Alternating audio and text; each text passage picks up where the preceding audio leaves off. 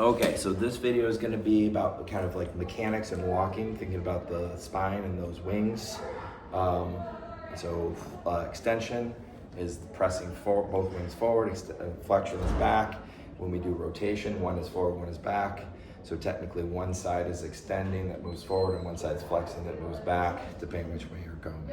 So if we look at this in terms of walking, it is a little complicated, but this is where you want to just kind of get a feel for this, so it should be nice and smooth.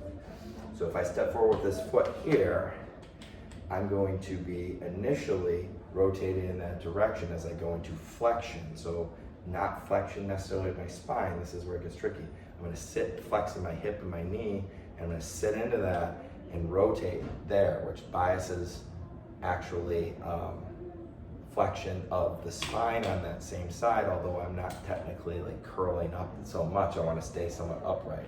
But definitely this opposite side here is going to be more an extended state relative to more flexed state on that side. So I step, I try to flex as much as possible from my leg, the major joints of the leg, and I rotate towards. Now as I come up and straighten those, now I'm extending those joints.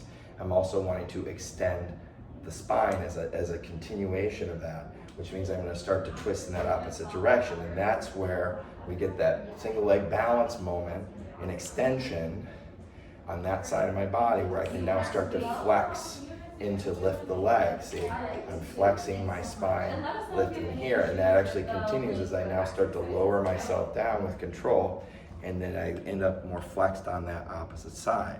So it's extension, lifting, twisting now towards the far side there as I go into flexion, and then I come down into flexion, lift, twist. So the timing of that, the crossover is boom, when I lift and swing that leg, that's when I start to twist towards.